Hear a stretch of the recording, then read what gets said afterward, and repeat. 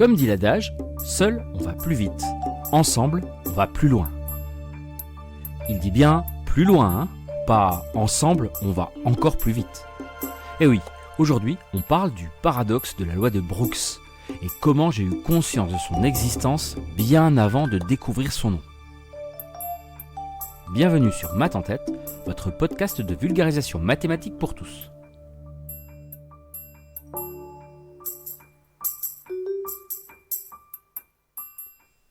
L'autre jour en classe, j'ai proposé un travail de groupe à mes secondes. Les élèves aiment plutôt bien ça, d'autant que je leur laisse la main sur la composition des groupes. Bah oui, c'est pas facile de travailler avec des gens avec qui on n'a pas forcément d'atomes crochus, même si ça peut être justement l'objet de l'exercice, s'adapter à ses pairs. Mais là non, ça n'était pas le but. En revanche, il faut bien avoir en tête un phénomène bien connu, le paradoxe de la loi de Brooks. La loi de Brooks, énoncée par Fred Brooks en 1975 dans son livre The Mythical Man Month, concerne principalement la gestion de projets informatiques, mais elle s'applique aussi au travail en groupe en général. Elle se formule ainsi. Ajouter des personnes à un projet en retard va engendrer encore plus de retard sur ce projet. Tout seul, on va plus vite. Ensemble, on va sûrement plus loin, mais certainement pas plus vite. Ensemble, on va même moins vite. C'est ça, le paradoxe de la loi de Brooks, que j'explique évidemment à mes élèves quand je les mets à la tâche à plusieurs. Alors, pourquoi on irait moins vite ? Tout simplement parce que toutes les tâches ne sont pas partitionnables. Spécifiquement dans ma situation. Comment envisager qu'un élève fasse les premières questions d'un exercice et un autre les dernières ? Ça serait supposer qu'il n'y a pas de lien logique entre les dites questions. Et pourquoi faire travailler les élèves en groupe si c'est pour qu'ils travaillent tous individuellement sur un exercice spécifique ? L'intérêt est en général assez limité. Je me rappelle d'un proverbe de mon grand-père. On ne va pas se mettre à quatre pour arracher un pied de patate. Bon, je vous passe l'accent, mais vous aurez compris, tout est dit. Si vous mettez 4 heures pour faire Paris-Marseille, que vous soyez seul ou à 4 dans la voiture, ça ne changera pas la durée du trajet.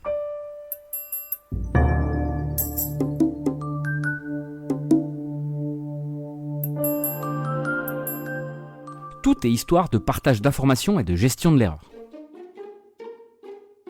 2 personnes travaillent sur un projet, il y a une seule connexion. Un canal de flux et de discussion, d'échange et de débat. 3 personnes, disons ABC, eh bien il y a 3 connexions. AB, AC et BC. 7 personnes, il y a 21 connexions. Parce que 1 plus 2 plus 3 plus 4 plus 5 plus 6, ça fait 6 fois 7 divisé par 2, c'est-à-dire 21. Alors imaginez une demi-classe de 15 personnes. Eh bien, il faut ajouter les nombres entiers de 1 à 14. Ça fait 14 fois 15 divisé par 2. 105 connexions. L'horreur. Mathématiquement, on parle de théorie des graphes et on est en train de dénombrer le nombre d'arêtes d'un graphe connexe à n sommets. C'est comme une carte de métro à n stations dont on compterait les lignes. Pour n personnes, il y a n-1 espaces de communication entre ces personnes. On a donc n-1 liens entre la première et les autres. On en a n-2 entre la deuxième et celle qui reste, n-3 entre la troisième et les restantes, etc. Donc on doit faire 1, plus 2, plus 3, plus 4, etc. jusqu'à n-1. Ce qui donne n-1 fois n sur 2 connexions possibles. Cette formule vous parle ? C'est normal, j'en ai parlé plusieurs fois. On l'attribue à Gauss, qui enfant aurait trouvé très rapidement la somme des nombres entiers de 1 à 100 en faisant 100 fois 101 sur 2. Ça fait 10 100 au passage. C'est la somme des 100 premiers termes d'une suite arithmétique, celle de premier terme 1 et de raison 1. Bon voilà, revenons à notre groupe alors. Beaucoup de connexions, ça signifie que le temps de circulation de l'information est donc largement augmenté. Et le nombre d'erreurs dans la circulation des idées, vous imaginez ? Rajoutez les bavardages évidents et normaux liés aux contacts sociaux du groupe, et ça fait exploser le compteur, ou plutôt l'horloge.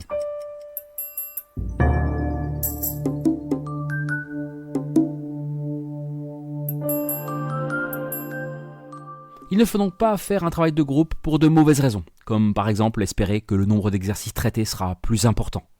En revanche, pour rassurer les élèves qui vont pouvoir partager leur savoir et leur savoir-faire, pour les confronter à l'échange et au débat d'idées, alors là oui, mais il faut donc prévoir le temps adéquat pour ça. Ça m'évoque aussi la loi de Parkinson. Elle stipule que le travail s'étale de manière à occuper tout le temps disponible pour son achèvement. En d'autres termes, plus on a de temps pour accomplir une tâche, plus on a tendance à en faire une activité chronophage, même si elle pourrait être réalisée plus rapidement. C'est un phénomène assez fréquent, dans les classes comme pour les tâches des adultes. Vous l'avez peut-être croisé d'ailleurs. Et ce n'est pas le seul paradoxe qu'on peut croiser aussi dans un travail de groupe. Citons en vrac le paradoxe de Labilène qui illustre le fait qu'un groupe peut prendre une décision que personne ne soutient individuellement, mais que tout le monde finit par accepter par consensus pour ne pas générer de conflit. Le biais de la paresse sociale qui dit que lorsque les gens travaillent en groupe, ils ont tendance à fournir moins d'efforts que s'ils travaillaient seuls. Bah oui, en effet, plus un groupe est grand, plus il devient facile de se cacher et de minimiser sa contribution au travail collectif. Vous avez remarqué aussi le fait que les premières idées exprimées dans une discussion influencent de manière disproportionnée les décisions finales. Ça s'appelle le biais d'ancrage. Il y a aussi un biais évident d'égalité dans la répartition des tâches. Les gens, dans un groupe, ont tendance à répartir les tâches de manière égale, même si certains membres sont plus qualifiés ou efficaces pour certaines tâches justement. Finissons par l'effet de l'expert imaginaire. Le fait que dans un groupe, les individus ont tendance à accorder une confiance disproportionnée elle aussi à celui qui semble le plus confiant, même si ce dernier n'a pas de réelle expertise. Ou encore l'effet de halo. On fera plus confiance à l'élève qui a eu un 20 lors de son dernier contrôle. Une confiance acquise peut-être à tort. Bref, un travail de groupe, ça ne se prend pas à la légère.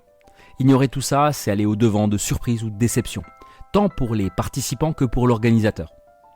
En revanche, en avoir conscience et faire preuve de pédagogie pour expliquer ces points aux participants peut éviter de tomber dans ces ornières et offrir au travail de groupe une vraie plus-value.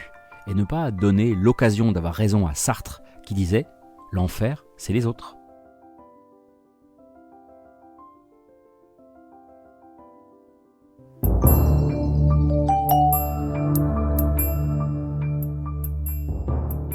Votre épisode bi-hebdomadaire de Maths en tête touche à sa fin, mais c'est pour mieux revenir dans 2 semaines. Merci beaucoup pour votre écoute et merci pour votre soutien. Cette émission est la vôtre et j'espère qu'elle vous plaît. Si c'est le cas, n'hésitez pas à en parler autour de vous pour la faire connaître. Merci encore et à très vite pour un nouvel épisode. Prenez soin de vous et n'oubliez pas, les maths sont partout et pour tout le monde.